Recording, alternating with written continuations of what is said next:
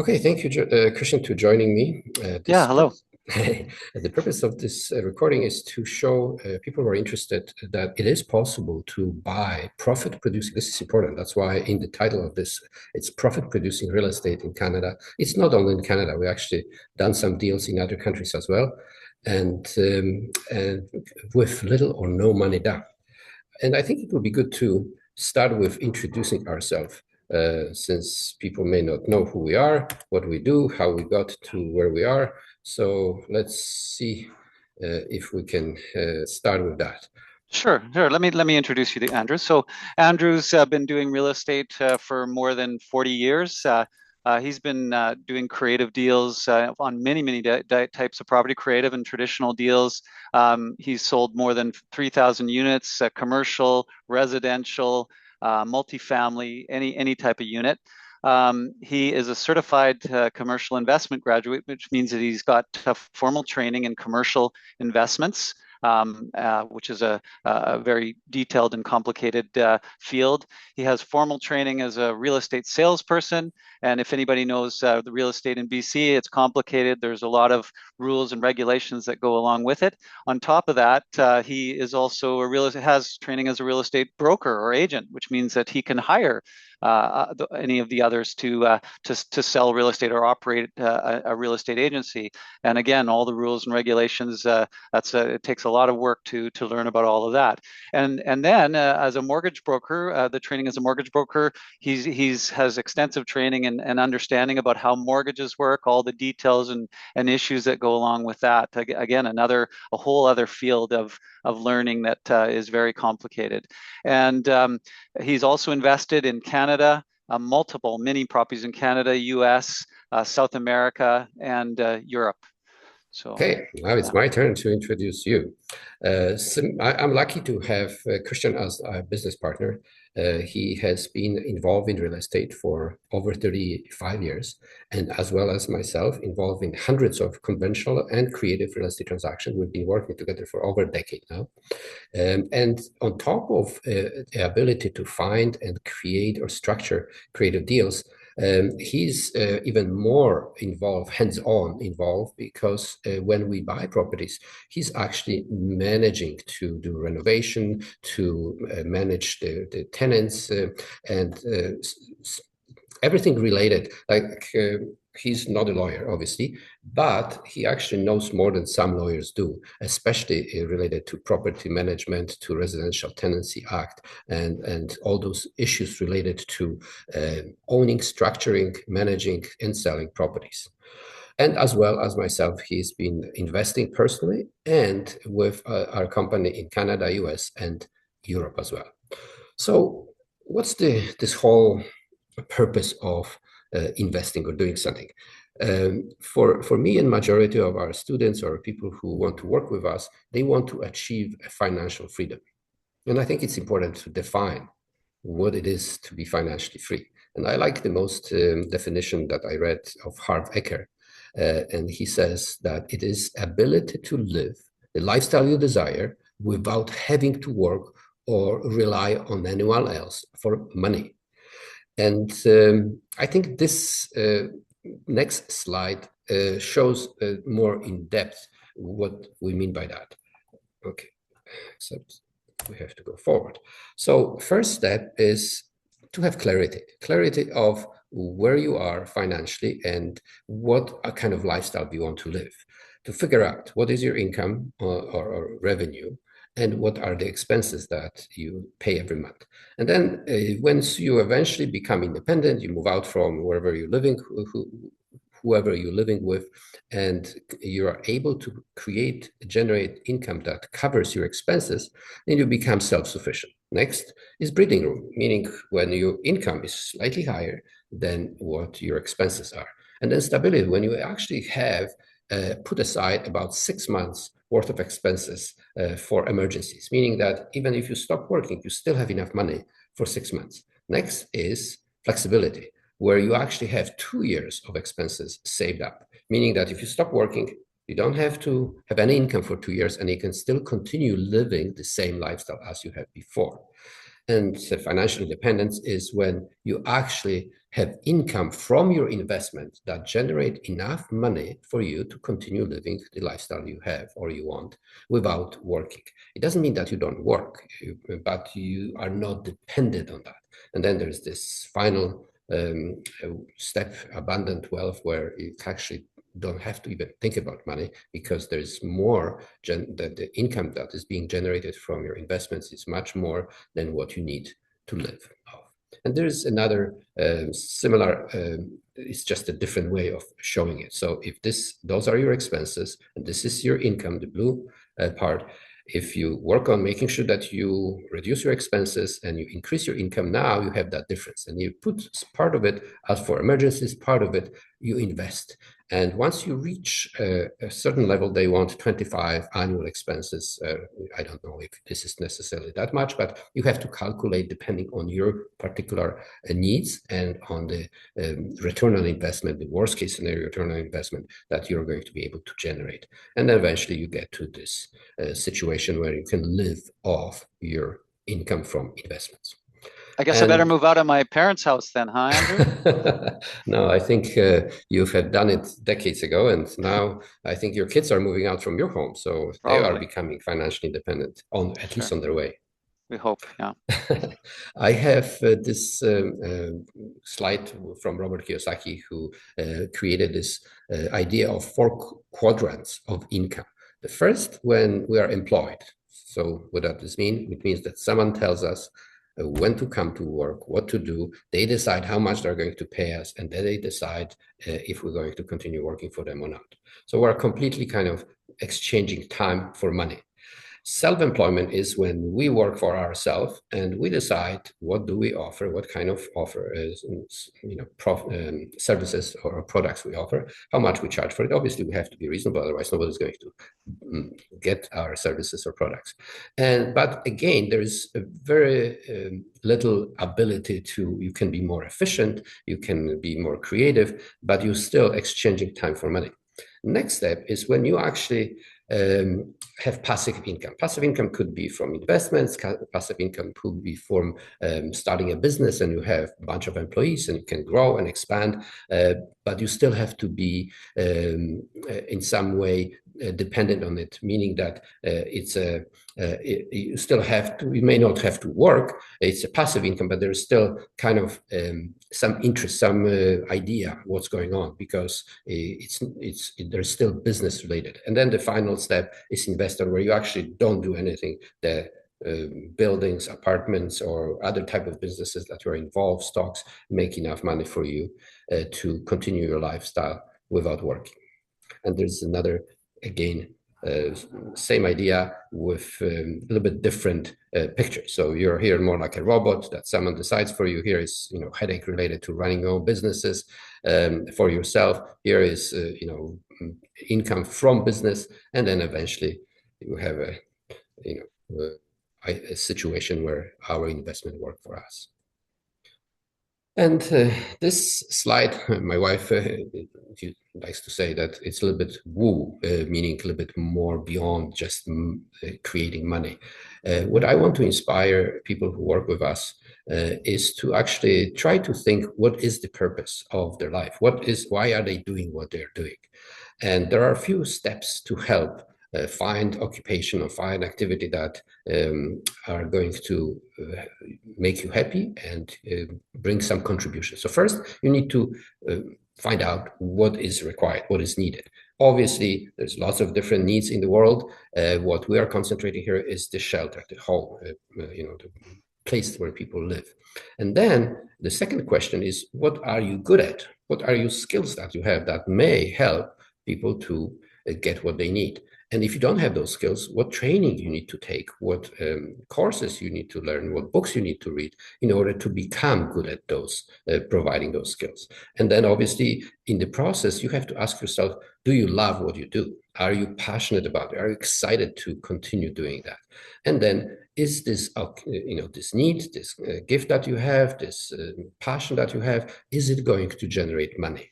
So when all of those circles combine, that's the sweet spot where you're doing something that is needed and you're good at it and you love what you're doing and you're being paid for it. So that's what our goal is, to show you that it is possible to do that in real estate. And here is obviously most basic needs people have. We need to breathe. We can't survive without breath, or for a very long time, or water, food, water, clothing, and then shelter. Our interest today is homes, shelter, real estate. And why real estate? Well, there is few reasons. Obviously, everybody needs a place to live. And it's limited supply. You can print more money, you can print more stocks, you can dig out more gold or oil or other, you can produce more gadgets, but you cannot print or produce more land, at least right now. So it's limited supply, and because our world, number of people in this world is growing, that means that there's a limit supply, and that's why value usually goes up. It's good security, especially in the long run. Obviously, there's, the real estate goes up and down, ups and down, but over a long period of time, it always goes up. It generates high profit, high cash flow. You have full control and relatively low risk, especially for long-term investments. And the biggest part that is very cool about real estate is leverage. You can borrow money against this asset and continue buying more, and so you don't have to put all the money in to buy. And we're going to be comparing to other type of investments, and you'll appreciate the difference between real estate and other forms of investments. Here's some global index. I think it's important in our course, we're going to define and help you understand all different phrases and words that are being used in real estate. The house price index is important. It's a measure that tracks changes in the price in residential properties over time. So for example, if something was worth 100,000, 100 million, or $100, what would the same property be worth in 10, 20, 30 years? And you can see from 100 went almost to 2,000 New Zealand, 1,500 to Australia, Britain, and 1,000, close to 1,000 in Canada. More details, if anyone is interested, I try to always give the source of this information. So here's the link if you want to find out and read more about it. This is specifically in Canada, and it's beyond. The previous slide was only till 2018. Now it's 2023. You can see that prices went up drastically and then started going down after COVID. And here's a comparison between Canada and the United States. Some people believe that Canada is overvalued, and which means good for us, because if the properties are overvalued, it's going to be more difficult for owners or sellers to sell them. So we can structure more creative deals that way. If the market is hot, everybody's buying, it's tough to structure creative deals. And this slide shows that there's boom and bust. Obviously, it's much easier to buy properties when there's bust, when the market goes down, value go down. And you can see it's a cyclical kind of real estate. So it goes down and then goes up, and it goes down and it goes up. So it's important to know where are we in this cycle for specific areas, because it could be one area, one location, it's bust, but somewhere else, different country, different location, could be a boom. So it's important to understand where we are in the cycle. So now some people are going to try to convince you that stock market is better. And statistically, you can actually see that if you invested a certain amount of money in stock versus different real estate in different location, different areas, stock would perform better. But is that really true? Well, here is another link to a video that I want to share with you, and then we're going to discuss if this video is 100% correct for our needs. Real estate has always been a hot topic in Canada, and it's common for people to believe this asset class has been a better long-term investment than the equity market. Looking at the long-term data, does real estate hold up to its reputation? Let's say you bought a house in Montreal in 1997 for $300,000. What do you think would be its value 25 years later, and what would be your return? By the end of 2021, your initial investment would have been worth over $1.5 million. You'd be surprised to learn that the same investment in the Vancouver real estate market would be worth slightly less at $1.4 million by the end of 2021, while experiencing a bit higher volatility. Toronto's real estate market was especially hot in 2021, even surpassing Vancouver's soaring prices. By the end of 2021, your initial investment would have been worth over $1.7 million. Now, what do you think would have been the value of the same $300,000 invested in 1997 in the Canadian stock market during the same 25 years? Well, in 2021, the total value would have been $1.9 million, which represents an average annual return of 7.9%. That data holds up even when we include 2022. As we can see from this graph, all asset classes corrected, including real estate. Of course, your equity investment is subject to taxes and management fees, while your real estate investment, municipal taxes, maintenance, and renovations are spread out throughout the years. In the end, the costs of both investments counterbalance for the most part and make these numbers comparable. The key takeaway? Over the past 25 years, both real estate and the stock market have proven to be excellent investments. And as you saw in the chart, neither is without short-term volatility. One of the main differences is that we see the stock market's volatility on a daily basis, while real estate prices are only valued when there's a transaction, giving the impression of lower volatility. On behalf of the TWM Group, thank you for watching and see you next time. Okay, so let's go in a little bit more detail at the difference between stock and real estate. So it's tangible asset, meaning that you can see, you can touch, you can use, you can move in, you can rent, you can decide what to do with it. When you buy stock, you're buying a very small percentage of some company that other people are running. You don't know, you're never going to see them, and you don't really know what's going on the inside. But on average, as you can see from the previous presentation, there's better return on investment. But is that really true? Well, we will continue comparing them. With real estate, it takes time to sell. With stock market, you can sell it right away. It takes seconds to sell stocks. Now, with real estate, you have a rental income. With stocks, some stocks pay dividends, depending if the stock is performing well or the company is doing a good job or not. With real estate, you have rental income, and we are going to teach you to invest in real estate that generate positive cash flow, meaning that you're actually making every month extra money on top of after you cover your expenses, which is almost impossible to achieve with stocks. You have better tax treatments on average as well. For example, with principal residence, meaning that you buy a house that is in your name and you actually live in that house, there is no tax whatsoever. You buy a house for $500,000, sell it for $1 million, you made $500,000 profit. There's no tax in Canada, at least.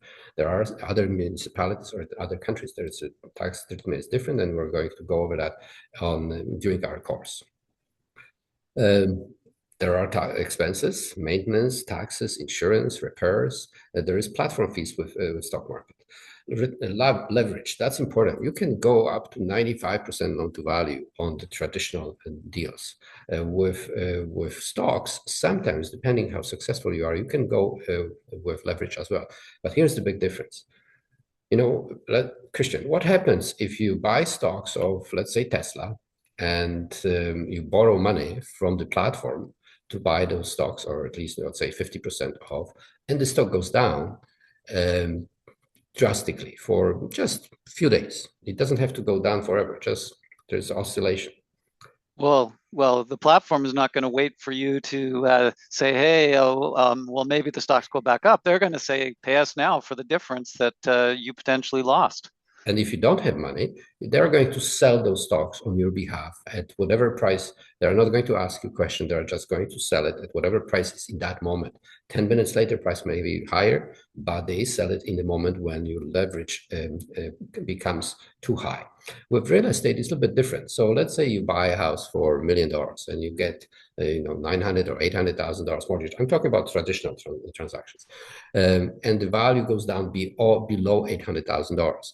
As long as you're making payments, the bank is not going to continually every day, every week, or even every year appraise the value of the property and ask you, oh, the value go down, you have to pay us. No, as long as you keep the property, make the payments, and the property is in decent shape, bank will continue receiving your money and will not bother you. So that's the big difference between stock and real estate. It's much easier to buy more properties with less money than stocks, and it's more stable that way, and it also generates more income on a regular basis. Also, interest rate is much lower. With real estate, it's a very specific asset, bank can appraise it. With stocks, you're getting money from platform, and the interest, it varies between platform. You paid much higher interest than with real estate.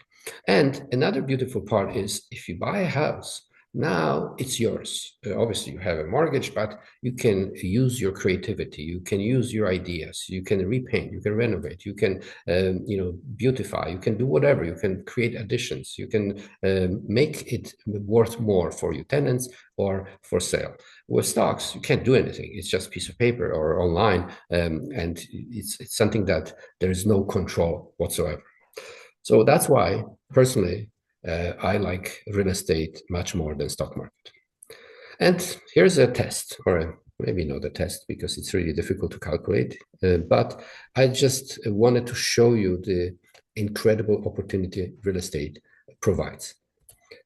Let's say you only buy one property per year, and let's say the average value of this property is only $500,000. In Vancouver, you can't buy even doghouse for that price, but because there are other places, northern parts of BC or US, where properties are much lower, that's why I just took very conservative number. So you make only one deal a year, no money deal, one a year, and its average price is $500,000.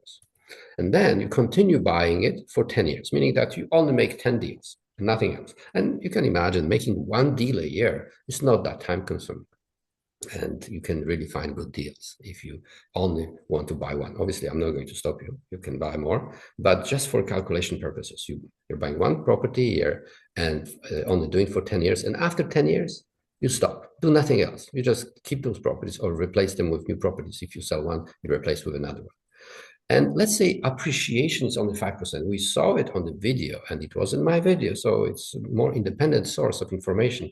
Average increase of value in real estate is between 6%, 6.5 to 8%. But let's be very conservative. Let's say it's only 5%. So here's the question: how much money or equity, difference between loans and value of the property, you're going to experience after 10 years, 20 years, or 30 years? 20 or 30 years, even though you're not buying anymore, you're just keeping your properties that you bought. Okay, here's the answer. After first 10 years, there's going to be $1.6 million, 1.7 almost $1 million in equity, even though you bought those properties with no money down. After 20 years, 5.7. After 30 years, $12.5 million. So you made 10 transactions in 10 years, one a year, did nothing else for the rest of your life, and 30 years later, you have $12.5 million. I think you can live a decent life if you just put that money and live off interest. Could you? Yeah, Andrew, I'd like to just mention, you mentioned about the $500,000 purchase. For those that are living in Vancouver or some other metropolitan where maybe, $500,000 seems like it's not even, realistic. There are other places. I mean, as you mentioned, outside areas in BC, you can buy a house for $400,000 in Prince George. In Saskatchewan, you can buy a house for $95,000. Correct. In the States, you can buy a house for $30,000. So all of those deals can generate income. They will grow in value over time. Maybe not as much as if they might not go up to $3 million overnight, but certainly you will generate equity and cash flow in those properties. And the more you have, the more equity you'll have after a period of time. After 30 years, as Andrew mentioned, you have a significant amount. And I think one of the points that I would like to mention, I think Andrew is pointing to that, is it's not a quick get rich quick scheme. No, right, Andrew? No, definitely not. It's instead of get rich quick, it's get rich slowly. Right.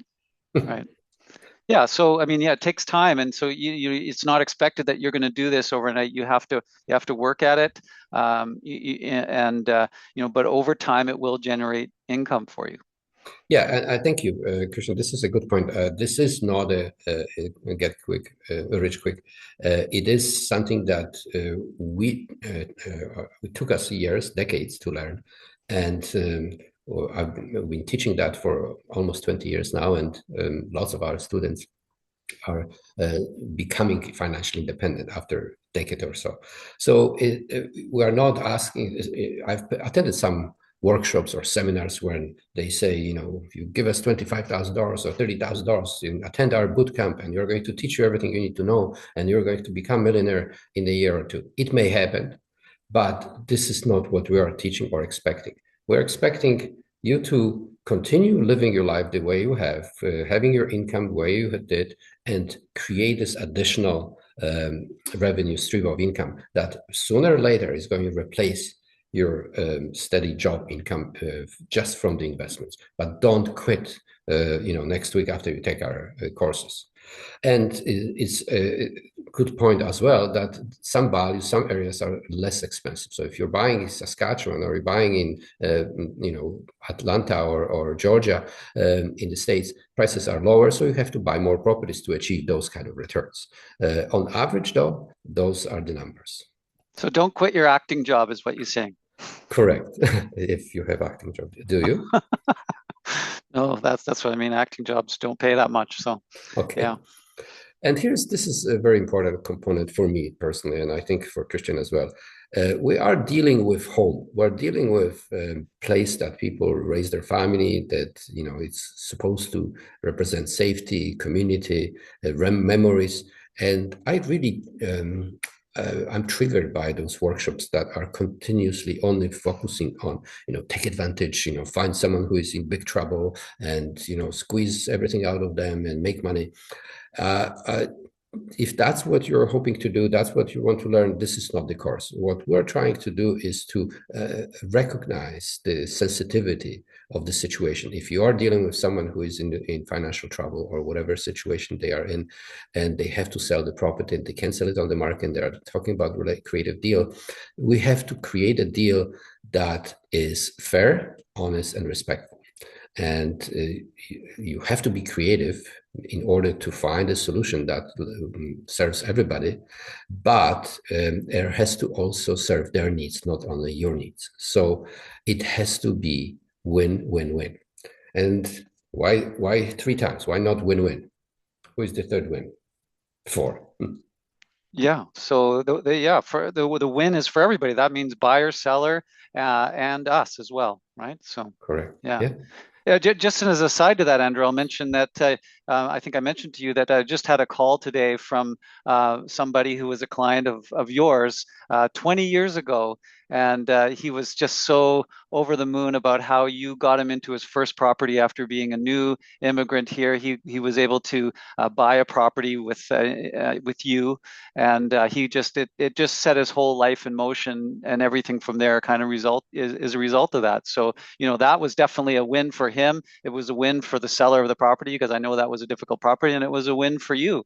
So exactly. Yeah, that's the whole point. So we're going to continuously, if you work with us, we're going to continuously remind you that it has to be a fair deal to everybody involved. So we don't have guests online, so we're not going to go through questions, but we're going to go very quickly through types of real estate. There is obviously residential real estate that includes houses, duplexes, condos, and so on. There is commercial real estate, offices, hotels, schools, campuses, restaurants, shopping centers. There's industrial warehouses, factories, and so on, and land, agriculture, vacant ranges, and so on.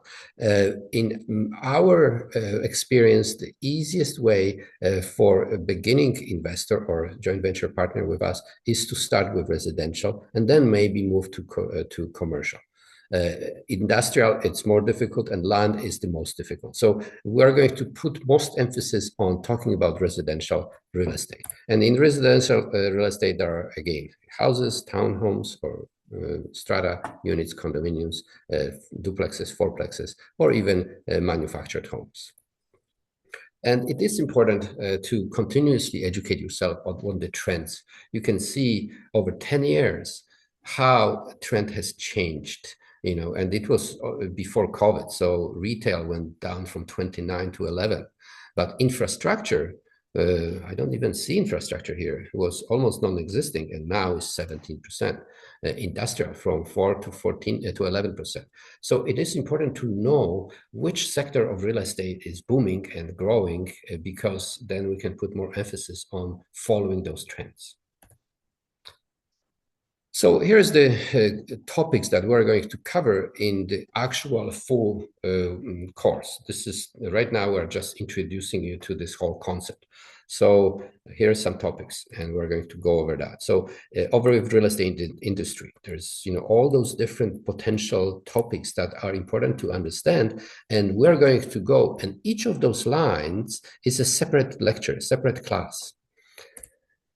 What kind of people are involved and what kind of jobs are created in real estate? Again, there's lots of different jobs, and it's important to know what each of those jobs are responsible for and what they do, because you're going to be working with those people. There are different types of ownership. Okay. And where, again, each of those are going to be discussing details, different ways to have title to the property, different type of structures of ownership.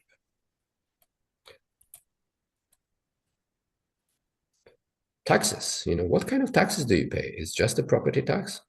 I wish it was that simple. There is lots of different taxes that are applicable. We're going to go over example during our classes for BC, but every municipality may have different type of taxes as in different countries, different provinces or states, different attitude towards taxation. How to create an enforceable real estate contract. You can create a contract, but then you find out that this contract is not legal and nobody is you're not going to be able to actually follow up with it. So you need to know how does it look? What do you need to do to have actual enforceable contract and different types of contracts? All of the different documents that are real estate related.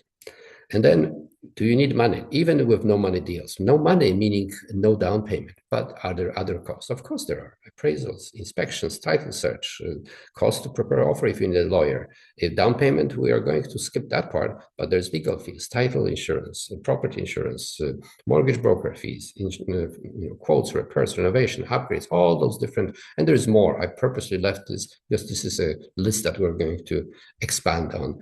And again, are there ways to structure a deal where you don't have to come up with those expenses? Yes, there is. And we're going to go over that during our actual course. Money. And then we're going to study in detail mortgages and what does it mean that you need to know about how to get about mortgage. Why? Even though we're not going to be getting mortgages, because we're taking over properties that have already mortgages. So you have to understand what kind of mortgage is attached to the property and if there are any potential risks related to that if you take over property with mortgage that is not good for us. So traditionally, when you buy regular, what I mean traditionally is where you come up with down payment, you qualify for mortgage, you look for property, you hire a real estate agent, and you buy, you use your own money down. That's a traditional type of real estate transaction. And what do people look for? Usually, the most important is location, market condition, neighborhood, age of the property. There's other considerations as well in the traditional type of real estate transaction, and all of it is important in creative. But the most important in creative deal is a structure. What kind of structure? Meaning, can we structure a deal, engineer a deal where we are not coming up with our own money for down payment, and property is still going to generate positive cash flow after we take over? So it is important to understand different structures and come up with that one that works for everybody. And so those are the three most important criteria for us. This is starting point. This is a starting point when we start. None of our own money, easy to rent and manage, and creates positive cash flow. And then when we know that the deal is going to fulfill those three criteria, we still look at the other ones that I showed you before, but are not as essential as those three. And how do we go about creating structures that allow us to buy properties with no money down. So there's about 50 different contracts we use over the last 30 years. And I'm going to just briefly, again, this time, show you some examples of those type of deals. And again, the purpose of showing you this is not to brag, not to show off, is to show you that this is possible. Every example I'm going to show right now, we've done within the last few years. So those are actual deals. If you are interested, we can give you addresses. We can, over next classes, we're going to go very deeply into each of those deals. How did we find it? How did we structure it? How did we look for tenant buyer? What did we do to the property? How long it took us to sell eventually? How much money did we make? So all of those deals are going to be discussed in very specific. So let's go over some of it. Double closing is when you tie up the property and then you're able to find a buyer and close this on the same day and use the buyer's money to buy property and sell it on the same day, meaning you come up with no money. So if this particular property, I don't remember, I think it was like a couple $100,000, we found a buyer within, before our completion date, we found a buyer that was willing to pay $50,000 more. So on completion day, we signed big papers and received a check for $50,000. We never owned the house, yet we were able to create this double closing situation. Another lease option. This particular 4 homes in Surrey, there's a developer who built beautiful homes and couldn't sell it because market turned around and the outstanding balance of mortgage were high. So we came up with a lease option type of arrangement. We took over all those 4 houses, found tenant buyers, and 2-3 years later sold it and made a few $100,000 on each of those homes. Profit for us with no money down. Here is an example just recently, literally within a few weeks. I think, Christian, you put this deal together. Can you tell us a bit more about it? Yeah, so this was in Prince Edward Island. It was a property that the owner was living somewhere else. It was not rentable because the structure, the foundation had shifted. So it was not possible to put a tenant in. He was far away. He didn't know what to do with it. He had a mortgage on it. So he approached us, and what we were able to do was find an enterprising, what we call a tenant buyer, who was willing to pay the costs on the property, actually more than the cost of the property per month. He agreed to do the fixing, and he stay in the property, and he was able to eventually fix the foundation, and the value of the property, of course, went way up once he did that.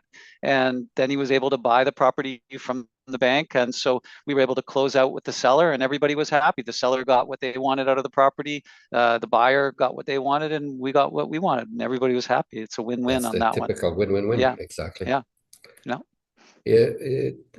Just to show you that it doesn't always have to be residential. This is an office space in Richmond that I put together, and we actually made money multiple times on this property. So we started with lease option, and we're generating very nice positive cash flow for many years. And then eventually we wanted to take advantage of the fact that the property went up in value.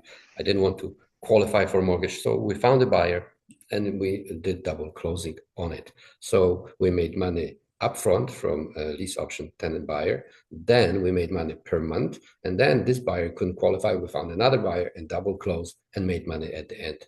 So again, everybody was happy, win-win for everybody involved. And here's an example of property in Hamilton. And this is not only, this was the situation where local meaning BC buyers bought property in Ontario without doing research, and they made a very bad deal. So the outstanding of balance of the mortgage was much higher than the value of the property. And what do? If you have to, let's say you bought the property with $20,000 down, and now it's losing $1,000 or $1,500 a month in negative cash flow, and to sell it, you have to come up with more money than you needed to buy it. In this case, they needed to come up with like $30,000 or $35,000 cash upfront to sell it on the market. the difference between value. And on top of it, they would have to pay commission and legal fees. They didn't have that money. They had no choice. So to either go bankrupt or they chose to deal with us. And they gave us money up front, not 35,000. They gave us a lower amount of money, but they were able to afford to give us 10 or 15,000. I don't remember exact numbers here. But so we got money up front. We found a tenant buyer who paid us money up front as well. But the tenant buyer was making payments that were higher than our cost. And then eventually 5 years later, value of the property went up enough so we could sell it for profit. Again, instead of going bankrupt, they were happy to deal with us. The buyer, where normally wouldn't able to buy the property, was happy to live there and treat it like their own for many years. And eventually we sold and everybody got paid. This is example of multifamily project. This is 40 townhomes. Each of those buildings, it's 4 units. So each of them. So there's 40 townhouses in Quesnel. When we bought not one deal, we just were buying 2, 3, 4, 5 properties a year over a number of years, and eventually we owned the entire project. And again, when we were buying it for just outstanding balance of the mortgage, they were in $30,000, $40,000 range, and now each of those homes is worth over $100,000. And we were able to refinance, and not only we didn't put any money down, we actually after refinancing we got lots of money out already. So we made money, and we're still making money on every month from rental. Those are the different picture of the same complex. Each townhouse is 3-bedroom, 2 bathrooms. Here's I call it lease option with a twist in Prince George. You can give us a short description of what happened with this particular property. That was again just a couple of months ago, I think. Yeah, so this is a good example of how people can get into trouble. It's not always just a mortgage being too high. So in this case, there was a couple. The woman in the couple, she bought the property, so she was the only one on title. They were living in the property, and they fell out. They had a falling out, and so she decided to leave. She left somewhere, and her partner in there decided, or they made an agreement that he would make payments that would cover at least the mortgage. And so she went somewhere else. And unfortunately, as time went on and their relationship soured, he decided not to pay all the time. And she was not able to pay her mortgage because he wasn't paying the rent. She wasn't making enough income to cover her mortgage. So eventually the bank, she was in trouble. And besides that, her partner had a legal license to grow marijuana, and banks don't like it if you're growing marijuana in the property. So she wasn't able to have her mortgage renewed. So we were able to come in, make a deal with her. We were able to get insurance on the property, take over the payments on the property with the agreement that we would eventually remove her partner from the property, and we would be able to, do what we need to do, which is eventually down the road we sell it to or pass it on to a tenant buyer who's going to pay more than what we have to pay her, and hopefully pay us more per month than what the costs on the property. And so we were able to eventually do that. It was a long and difficult process. I would say that it wasn't an easy one, and sometimes they're not easy, but eventually there's a solution to everything. And this one was a win-win for everyone. Mm-hmm. Thank you. Here's another one. This was a project in Richmond, brand new complex built by local developers, 69 townhomes. And after they built it, they started selling, and they sold some, but couldn't sell more. And they were putting thousands of dollars worth of advertising every week. They had 2 full-time real estate agents. They had showrooms and so on, and no sales for months. And after a year of trying to sell more units and just burning money, they found us, and they offered 100% finance.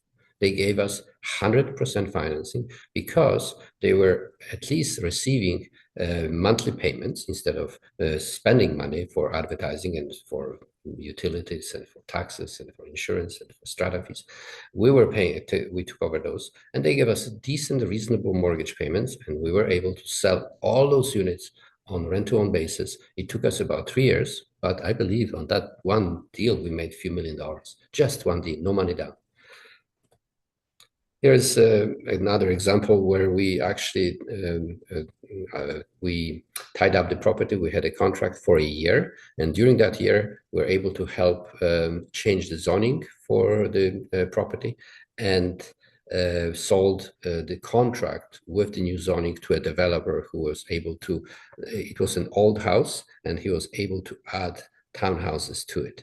And so again, we didn't buy the property. We just assigned it to a new buyer for $100,000, and we never owned it. We never had any problems with it. It was purely assignment.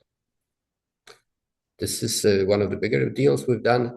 There are 2 complexes. This complex is 40 townhouses. Again, 3-bedroom, 2 bathrooms, 3 levels. This one is 50 townhouses. We both of those complexes with no money down on joint venture. So meaning that we had a joint venture partner who came up with money and helped us to get the mortgage for all those units. This is 78 units in Prince Rupert. Again, each of those buildings is 11 units. There's 7 buildings. One building has 12 units, so altogether 78. Again, that was a joint venture. Someone was going bankrupt. We bought it out of bankruptcy using our investors' cash for down payment. So how can you learn to become our, to have the similar type of skills that we are offering? You can read books like I did, or like Christian did. You can take courses. I think I've spent over $100,000 on different real estate related courses, and make mistakes, lose some deals, make some money, and maybe 10, 20 years down the road, you will have all the skills that are needed. So that's one way. Or you can join us, our team, and utilize all this experience that we have, and we're going to teach you simple steps what to do, and we're going to take over the more difficult steps and joint venture on those deals. So we offer 1-year long coaching program. This program is completely online. Every lesson describing every aspect related to finding deals, understanding, talking to sellers, and so on. And when you find a deal, we can also work with you hand by hand, side by side, to support you. So the lesson, the actual information is online, but then once you find a deal and we need to work closely, then we work with you to help to create, to structure this deal and to make sure that that we don't make any mistakes. How much does it cost? Normally, those type of workshops or boot camps, as they call it, they are usually priced around 25 to 30,000 US. We don't charge. We don't want to teach you how to compete with us. We rather teach you how to be our joint venture partners. So that's why we don't take any money for teaching you. What we want a deposit. I've realized after doing that for over 20 years that if we teach for free, people tend to not to be as committed. They rather watch a hockey game than watch another class on real estate. Instead of going to see properties, they go play pickleball or whatever else, golf. So we realized that there has to be some kind of consideration.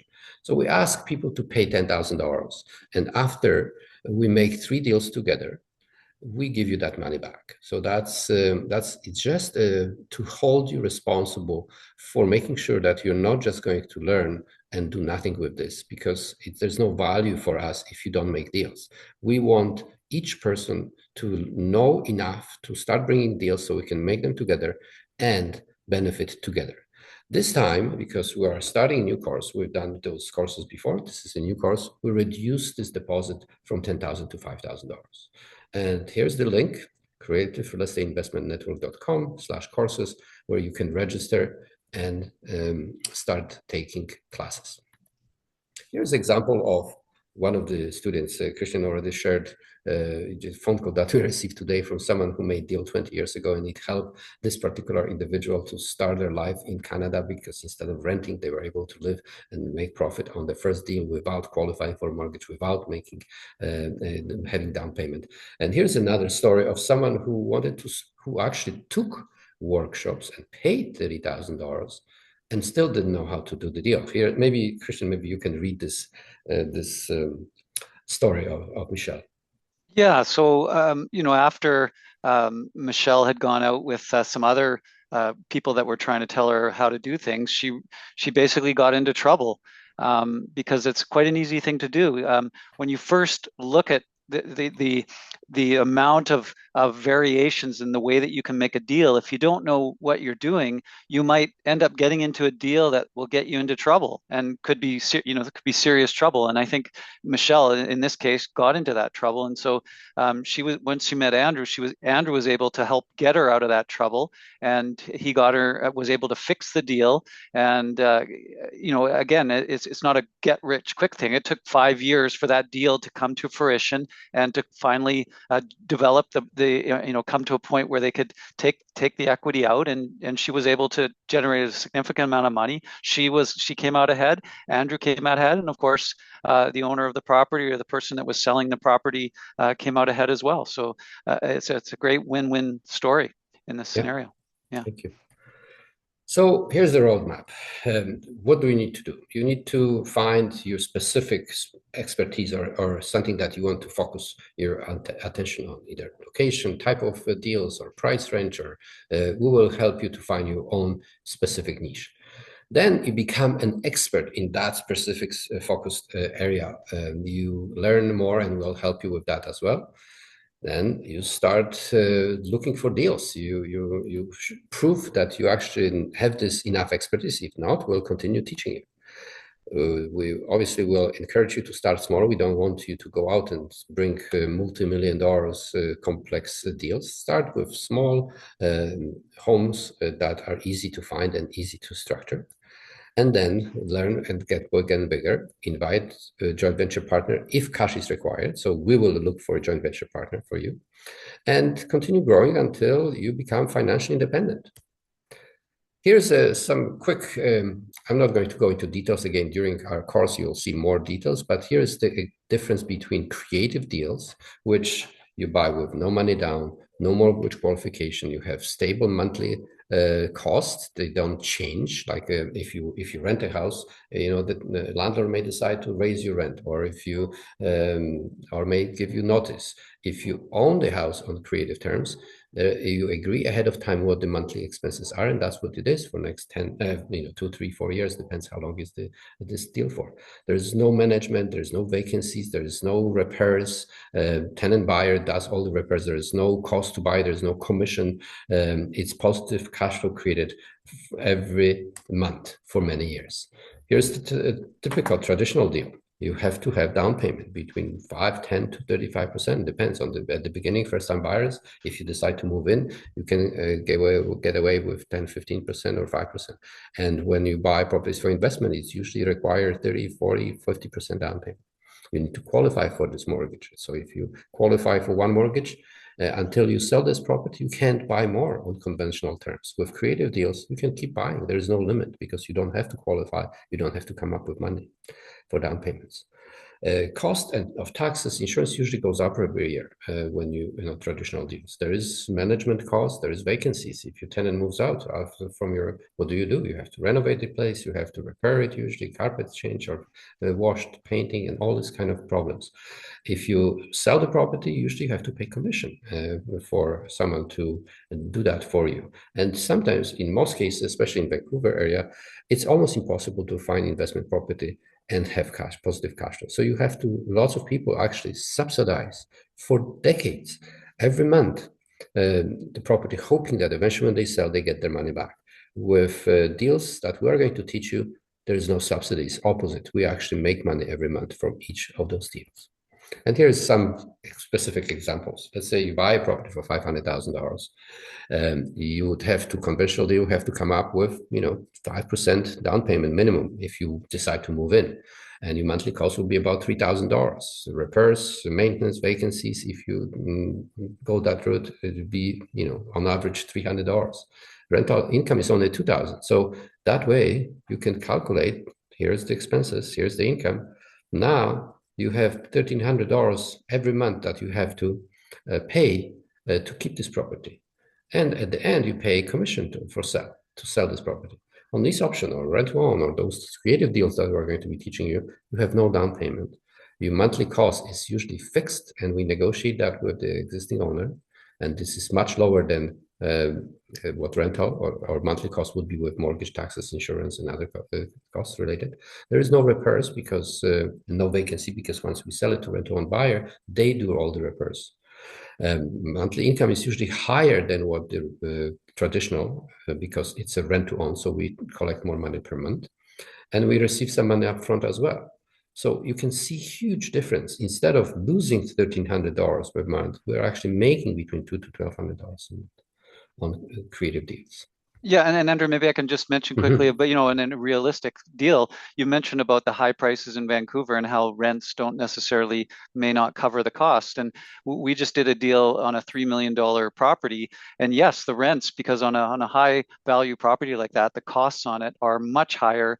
For many people, would be much higher after mortgage, tax, and insurance than maybe the rent you can generate. So we were able to do a deal. We were able to generate a difference between the cost that we have to pay and what we take in of about $1,000. So if you're able to do a deal like that, that was with no money down, lots of people live on just $1,000 a month. I mean, so just on that one deal, just one property, and yeah. So we are going to teach you. So you can ask yourself a question: what is the benefit to you, our joint venture partner? Obviously, you can buy properties with low or no money down and have full control over it. There's no credit requirement, no limit to buy properties, large profit, as we showed you some examples. So you get profit at the beginning, in the middle, and at the end. There is no qualification. You don't need to go to the bank. So there's no risk. Low monthly payments, cash flow, as a few examples we gave you over this presentation. There's no repairs, maintenance, or vacancies because we have tenant buyer who moves in and his intention or her intention is to buy the property. So they keep the property in good shape and they never move out until they qualify for mortgage.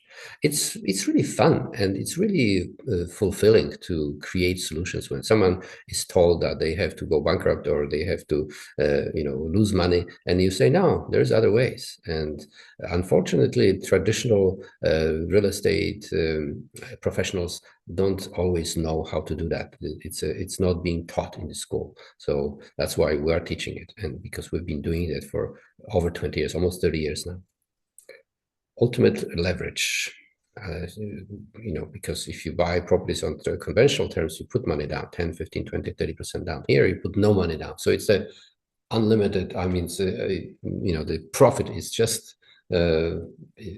infinite, because if you put no money down and you make lots of profit, it's a ultimate leverage. Why would seller do that? It's obviously if the market is hot and people are buying left and right, sellers are not going to consider a creative deal. But when the market is going down and they cannot sell, but they have to for different reasons, they may consider it. And why? They have no realtor fees or commissions. There is no tenants or management issues if they wanted to rent the property. There is no cost related to maintenance and repairs. They usually offer them higher price they would otherwise receive on the market. There's no vacancies, so the monthly payments are received every month for the next few years. And there's also sometimes we can create a tax advantage. If they sell the property, they bought it for 500, sold it for 1 million. If it was an investment property, now there's 500,000 profit that they have to declare and pay tax in that 1 year. But if we can stretch this property and this profit generation over the next 5 years, they pay much lower tax income bracket because there are some tax advantage. And again, we are going to go through details of that during our full course. What is the benefit to the buyer, rent-to-own buyer? They can buy property with no money down, and the monthly payment portion of that goes towards their purchase. They have time to repair, establish credit, like the example of the phone call that we received today. Someone 20 years ago, new immigrant, came to Canada, couldn't qualify for a mortgage. We helped them to become tenant buyer, and that's how they started building their equity and their credit. And they, it's a much easier start in life for a new country than renting for the next 5 to 10 years. Low down payment, price is locked usually, appreciation and profit, you still benefit as if you were owner of the property, even though you're just rent-to-own tenant buyer. There's still leverage and control. You can do whatever upgrades and decorations as long as you're making the property worth more. We usually allow people to beautify and paint and change carpets and so on. So they live in much better property and the value goes up when they sell it. And there's stability. When you rent, or usually you can sign a contract for 1 year, and after 1 year, landlord may decide that they want to move in or sell the property. Here, you sign a contract for multiple years as a tenant buyer, and there is that stability created for that period of time. And this always have to be win-win-win. This is an example of a couple of properties I bought in Surrey, and the developer, the value of the property was lower than his outstanding balance of the mortgage. He couldn't sell it because he didn't have the difference. So we gave him the price that he needed to, that was higher than market value, but we negotiated the longer term. So eventually, instead of going bankrupt, we were able to find tenant buyer. We were able to cover his mortgage payments, the owner's mortgage payment, taxes, insurance, all the other fees, until value went up, and we sold it, paid him what he was owed, and we made money in the process. So here's another example. There's an already retired investment German gentleman, very proper, very always paid his payment time. He had his one of his investment rented for many years. One day, the checks stopped coming in. He goes to inspect the property, and that's what more or less he finds out. There's someone was growing marijuana. They abandoned the property, left it in terrible shape. Everything was removed. There was no cabinets, there was no kitchen, there was no bathrooms. It was a terrible situation. He couldn't sell it, he couldn't rent it, he couldn't make the payments, and he was actually going to jump off the bridge when he, on the way, stopped at our office because he saw some advertising. And we were able to take over this property, find someone similar to the deal that Christian described with broken foundation. We found someone who is in the industry, decided to buy this property, put their own time, energy, effort, and money to renovate. This tenant buyer made more money than us, but doesn't matter. We help someone literally from jumping from the bridge, the seller.